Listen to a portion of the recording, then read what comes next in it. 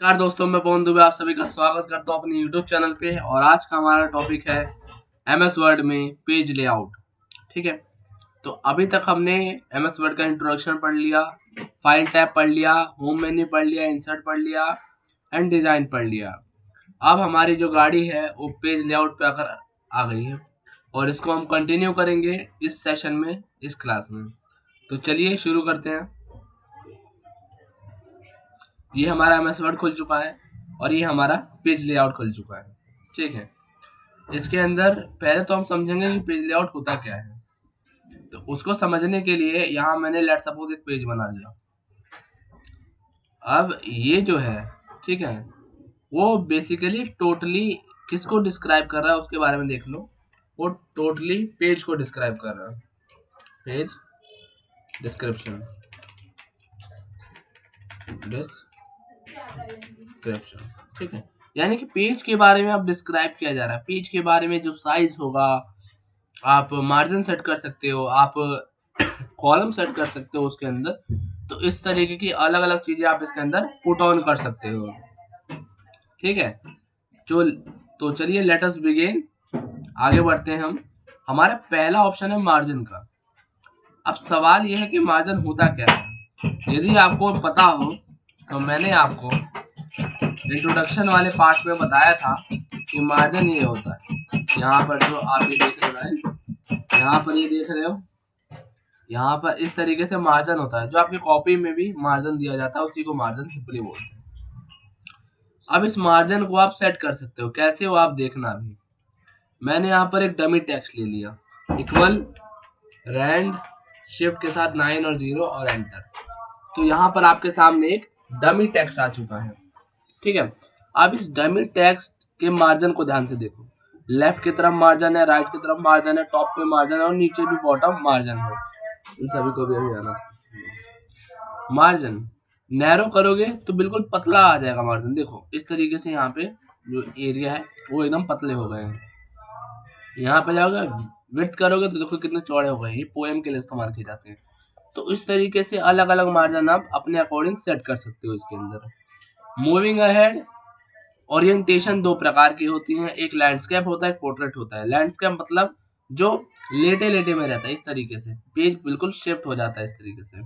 मैं इसको control F2 करके एक बार दिखा दूं प्रिंट प्रीव्यू कि इस तरीके से होता है। ठीक है, कंट्रोल F2 प्रिंट प्रीव्यू देखने के लिए, और यहाँ पे जाके पोर्ट्रेट कर दूंगा तो ये स्ट्रेट इस तरीके से आ जाएगा। ठीक है, यानी हॉरिजॉन्टल वर्टिकल ये चेंज होता रहता है। नेक्स्ट बात करते हैं पेज साइज की। इसमें आप अपने अकॉर्डिंग पेज को मॉडिफाई कर सकते हो।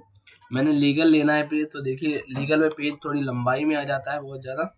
ठीक है, यहाँ पे वैसे तो ज़्यादातर ये लेटर में रहता है या फिर A4 साइज में रहता है। बात करते हैं कॉलम की। कॉलम में क्या है, देखो जैसे मान लो कि ये कुछ मैंने लिखा है, इसको मुझे कॉलम में डिवाइड करना है। ठीक है, तो मैं यहाँ से कॉलम 2 3 जैसे भी आपके अकॉर्डिंग आप इसे डिवाइड कर सकते हो इस तरीके से।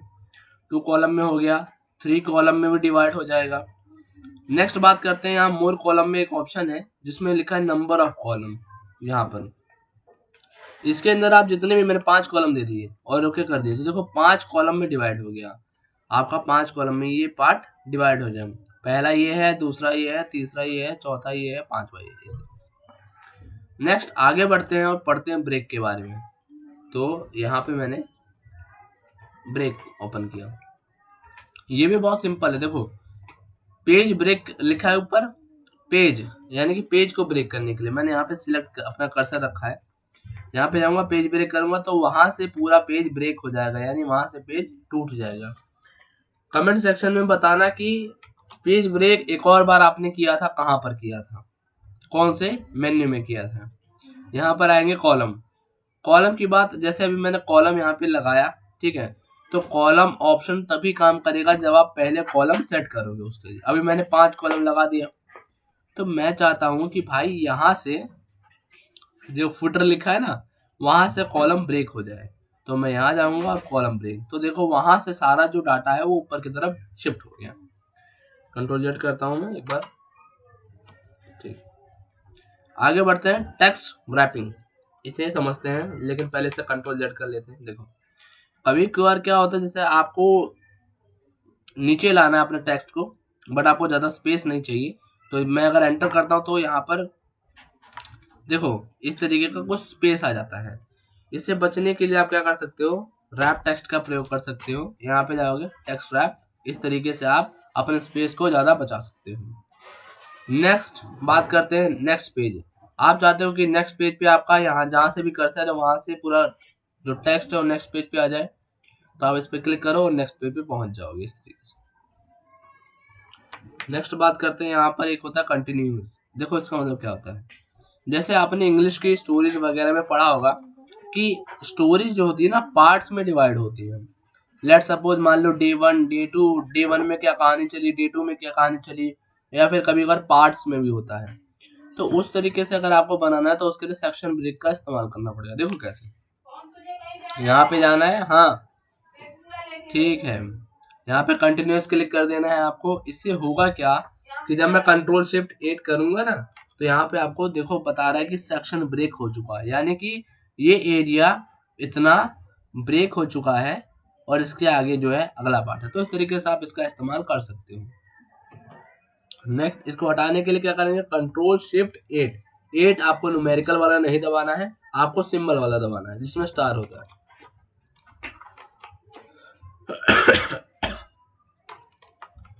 ठीक, इवन पेज। अब देखो ऑड इवन क्या होता है ये मैथ्स का है एक तरीके का। इवन मतलब होता है 2 4 6 8 10, ठीक है। ऑड इसी का उल्टा होता है 1 3 5 7 9। वेरी गुड, ठीक है।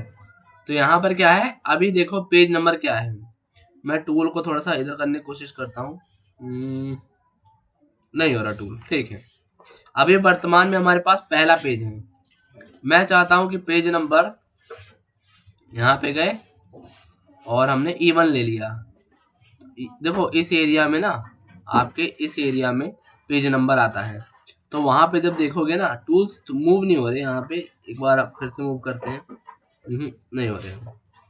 तो इसमें क्या होता है देखो कि आप इवन पेज ला सकते हो अपने पेज के अंदर, और ऑड में क्या होगा, ऑड में 1 3 5 इस तरीके के पेज आएंगे। यहाँ पे ऑड करूंगा ऑड पेज आ जाएंगे, और इवन करूंगा तो इवन पेज, यानी 2 4 6 8 इस तरीके के पेज आ जाएंगे। मतलब ये संख्याएं आएंगी 2 4 8, और ऑड करूंगा तो 1 3 5 7 इस तरीके से। तो उम्मीद है ये क्लियर हो गया होगा आपको, या इसी क्षेत्र पर आता है जहाँ पर मेरा ये भी टाइमर दिखा रहा है आपको, यहाँ पे इस क्षेत्र पे। एक्चुअली शायद वीडियो में आप लोगों को ना पता चले, लेकिन यहाँ पर मेरा टाइमर और मेरे टूल्स होते हैं, तो इस वजह से मुझे यहाँ पर क्लियर नहीं दिख पा रहा, बट यहाँ पर आपको दिखाई देगा। यहाँ पे लाइन की बात कर लेते हैं। देखो लाइन में क्या होता है, नन मतलब लाइन नहीं आएगी। अगर मैं चाहता हूँ कि लाइन नंबर लाना है तो देखो क्या हम इस्तेमाल करेंगे इसमें।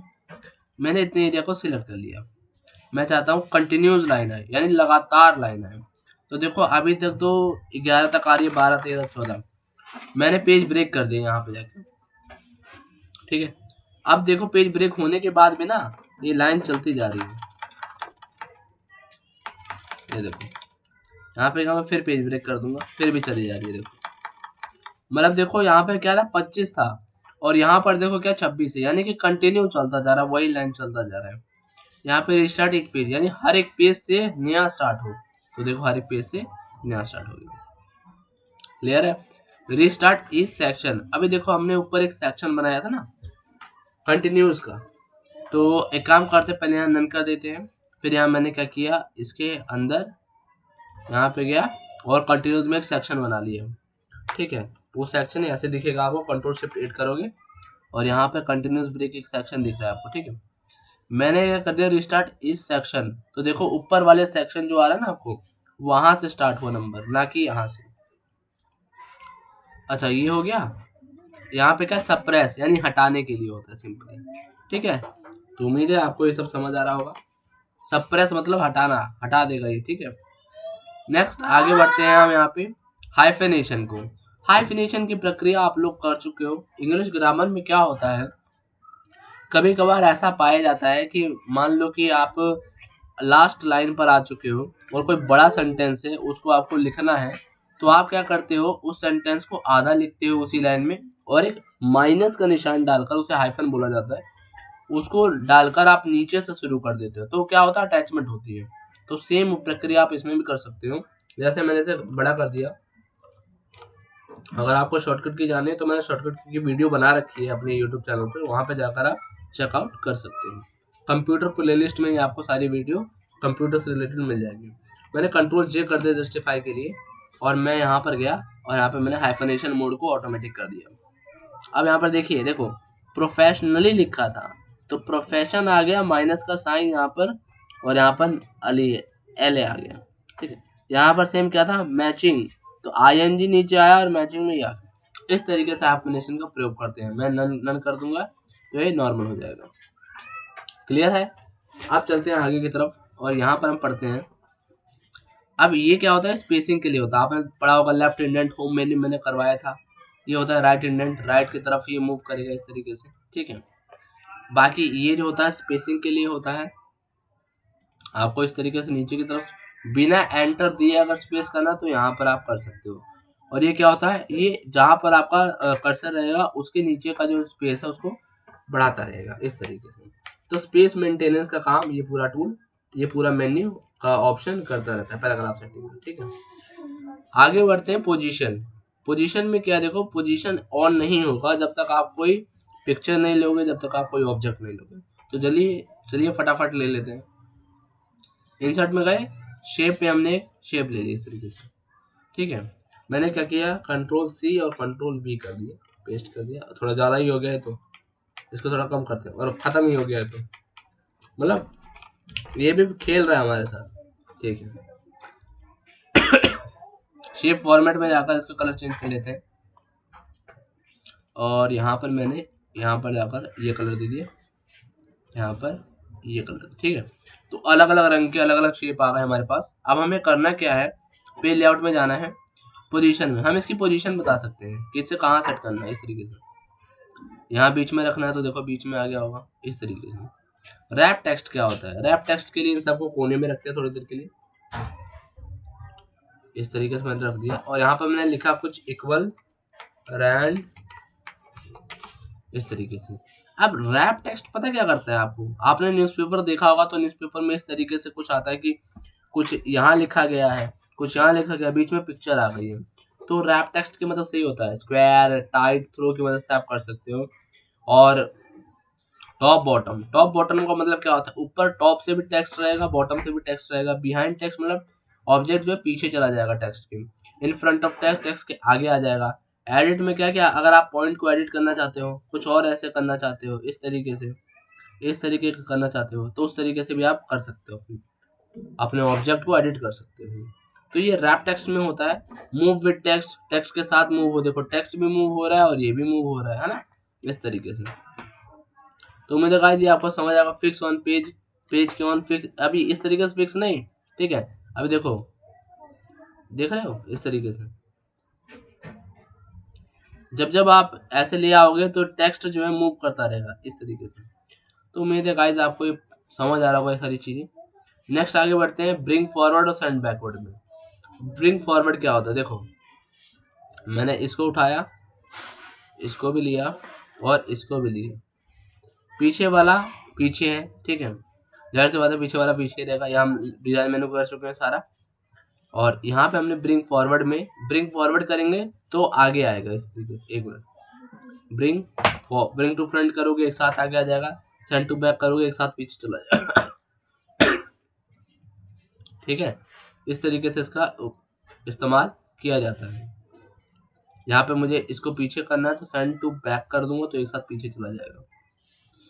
ठीक है, इस तरीके से आप आगे ला सकते हो, पीछे ला सकते हो इस चीज को। नेक्स्ट है सिलेक्शन पिन। सिलेक्शन पिन क्या करता है, आपके सामने जो जो ऑब्जेक्ट है उसको यहाँ पर दिखाता है कि आप इसे हाइड ऑल शो कर सकते हो, शो ऑल कर सकते हो। आप चाहते हो इंडिविजुअली आपको हाइड करना है तो आप इस पर चेक लगाकर आप हाइड कर सकते हो। ठीक है, मूविंग अहेड, आगे बढ़ते हैं। अलाइनमेंट में आप लेफ्ट के साइड कर सकते हो, सेंटर कर सकते हो, राइट कर सकते हो, टॉप मिडल, इस तरीके से आप इसे सेट कर सकते हो अपने ऑब्जेक्ट को अपने अकॉर्डिंग।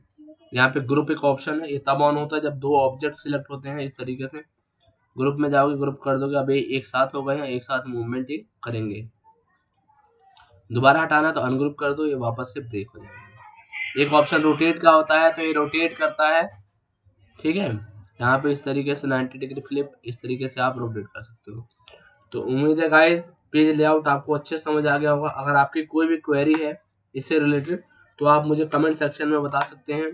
अगर आपको मेरी सारी वीडियोस पसंद आ रही हो, समझ आ रहा हो, या फिर कुछ आपको सजेशन देना हो, तो प्लीज़ कमेंट बॉक्स खुला हुआ है पूरी तरीके से। आप वहाँ पे जाके अपनी क्वेरी, अपनी चीज़ों को जो आपके मन में डाउट है, या वीडियो से रिगार्डिंग अगर वीडियो में कुछ समझ नहीं आया है तो आप वहाँ पूछ सकते हो। 360 डिग्री स्टडी पॉइंट के साथ जुड़े रहने के लिए आप सभी का बहुत बहुत धन्यवाद। Thank you very much, thank you and subscribe, like.